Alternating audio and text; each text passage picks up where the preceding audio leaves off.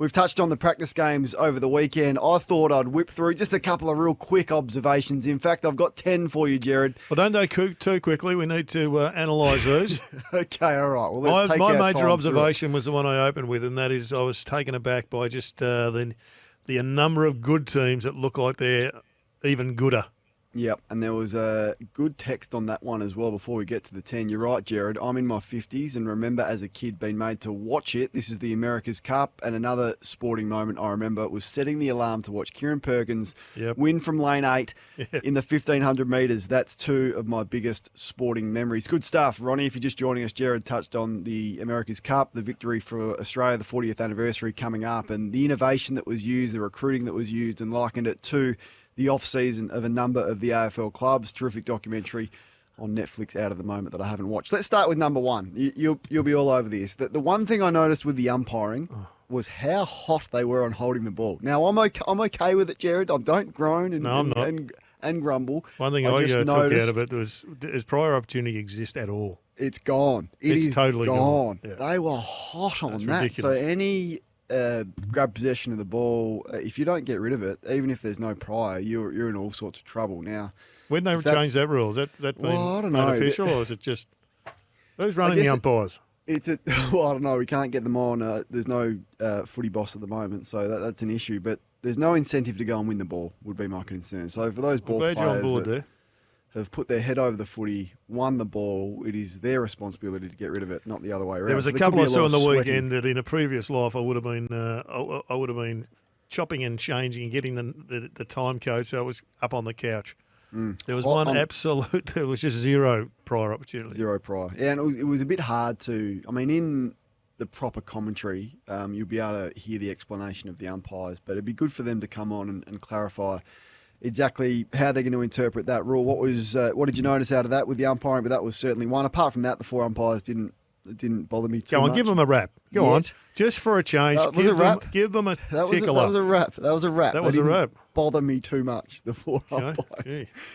Number two, and I touched on this morning, but St Kilda better be careful what they wish for. So when they moved on Brett Ratton 3 months after re-signing him, they said, we are at risk. We thought we were at risk of getting stuck in the 6 to 10 zone, and our list is capable of more than what we've delivered. Well, I'm telling you from what I saw on the weekend, they're at risk of being stuck between 12 and 16. That's what I saw.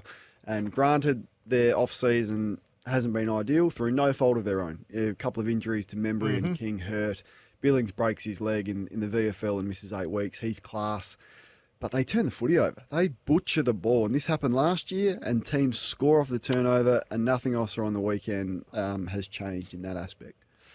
No, well, they're going to have to, I guess, sort that out. Their best kick is probably Wangani Millera. Yeah, and coming Brad off Hill. the half back line. Doesn't get enough of it, but hopefully he can down the track. But his execution is excellent. If you're playing St Kilda, just tag Brad Hill, and there's not much else, and he's got a history of being unable to deal with the tag. So that's something they're going to have to work out. Observation number 3 from the weekend. Sam De Koning could be the swingman of 2023. Now, if you're just joining us, Sam Edmund told us about Jack Henry's injury.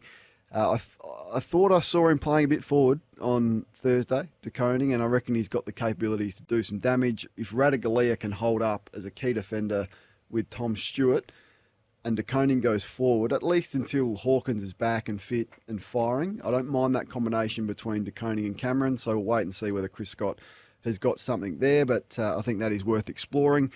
Big fan of Riley Thilthorpe, observation number 4, and I think he may overtake Riley O'Brien as Adelaide's number 1 ruckman at some stage this year. Yeah, I reckon he showed his absolute potential last year.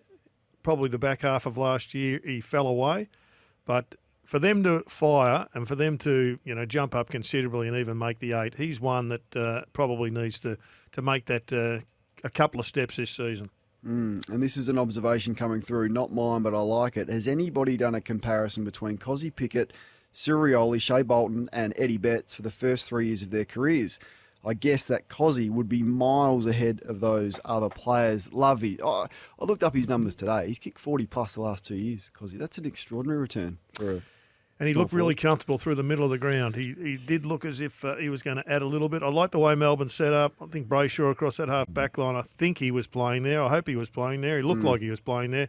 To me, given that they had some issues with their ball movement last year, that's a better setup. You can join in and give us your observations from the weekend as I move on to number 5. The Bulldogs didn't play, but they played each other. Bevo's going to chuck all sorts of magnets around this year, and he's known for doing it, and he's been innovative. We've seen Dunkley in the ruck before, and he does some bizarre things. So Caleb Daniel's going to go on board, which I like because it gives him a bit of class, and he's played there before and done a pretty good job.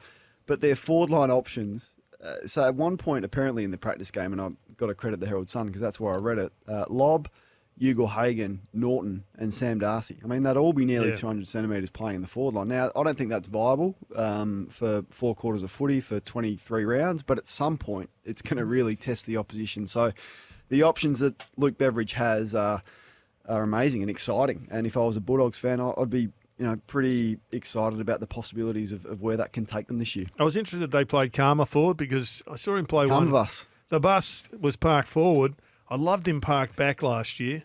There was a couple of games, in particular one where I remember talking to Rowan Smith. I don't think I've ever seen a defensive unit work as well as this particular night at Etihad Stadium or Marvel Stadium. And the bus was, he was dropping off passengers everywhere. He was absolutely brilliant. So they look like they're going to have a really flexible team because we know Darcy can go forward and go back. So exciting times there for the Dogs, as one of our texters rang to remind us. Yes, and this one, Sam Darcy will be the swingman of the comp this year. I think that's pretty obvious. And second favourite for the Rising Star. He's at good odds too, I reckon, behind Ashcroft. We would think, there's a good chance to win it, but Darcy could be right up the business end of that one. Lachie Hunter to be the bargain recruit of the year. So not the recruit of the year, but for a future third-round pick, you get a best and fairest winner in. And if Melbourne have struggled with anything, it's that last kick inside 50. His ability to gain possession and swing onto the left and find the little angle kick inside is as good as they're, one of the better ones in the competition to be able to do that. That opens up everything. The whole field for Melbourne. He looks fit. And the second observation on that is, did you see Melbourne running after the game? So they knock off St Kilda, and then their fitness man puts them through 30 minutes of running. I didn't after see the that. game. Yeah, that's so a statement. I reckon How many that's Ks did the Saints do? I don't know if the Saints did any, but I think that's a sign that, perhaps they, as you mentioned in your editorial, 10-0 last year, did they get comfortable? Did they get complacent? I don't know. It doesn't feel like there'll be any complacency out of Melbourne, and that's led by the captain. I mean, he's as fit and as hard as any AFL player that there is in the comp. So the fitness of the D's and Lachie Hunter to be the bargain recruit of the year.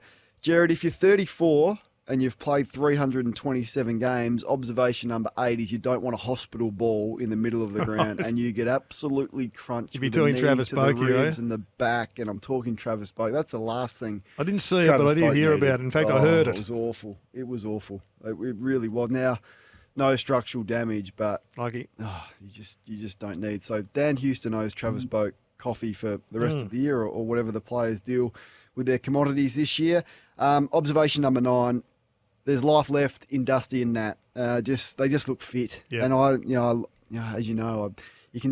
think you can judge a lot by how players turn up, and they look hard. I think 5 kick 3. I'm glad you said that, Kane. I think there's always this view that you can see nothing, take nothing out of practice games.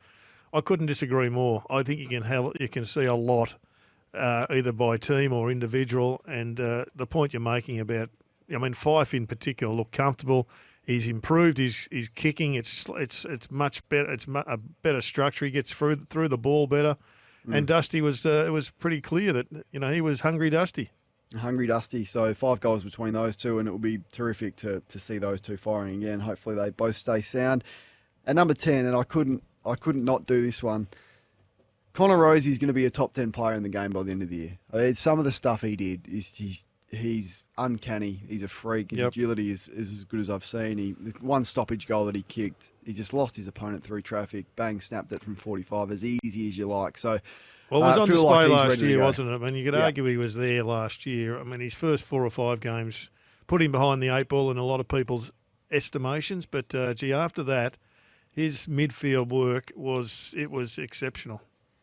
text coming through. There's some serious and there's some comedy. My observation, Kane Cornes looks like Arnold Schwarzenegger alongside Orazio Fantasia. Someone's saying Orazio needs to bulk up a bit. Dom wants us to talk about North. Gerard's already touched on how impressed he was with them. North has some good kids. Kane, please take note of these names. Curtis, Phillips, Power, Comden, Ford, Sheasel, Goda, Bergman, Drury, Archer and Wardlaw, who's injured at the moment, in brackets late starter. But you were impressed by what you saw from the Kangaroos, Gerard? Yeah, I've actually been bullish on them even before that practice game, just because of the talent that they've amassed over the last 2 or 3 years. Yes, it didn't come through last year, and they looked terrible at various stages. But Comden is one that I've seen play a little bit, and he looked pretty comfortable. And they've got a host of mids that I think, they just can't help but come through. Who'd they play in the middle? Zahara. I knew it was a Z. They call him.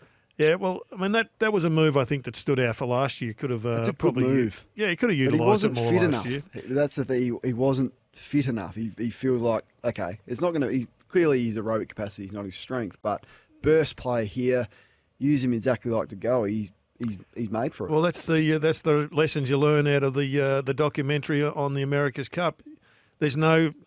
You just got to get your preparation right, and now his preparation enables him to not only play as a mid, but he'll be a much better forward because his fitness is so much better.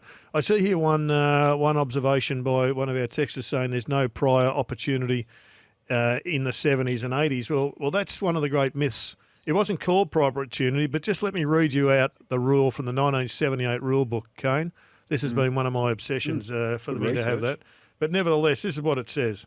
The law permits the player who is first to gain possession of the ball time to dispose of it by kicking or handball. Therefore, an opponent who dwells on a player and holds him immediately he obtains possession of the ball should not gain the benefit of a split-second decision for holding the ball. Now, it goes on and explains it even more. But the player that has played the ball has, for the entirety of the existence of this sport, been given an opportunity to get rid of the ball. So don't fall for that nonsense that just because it wasn't called a prior opportunity that it didn't exist.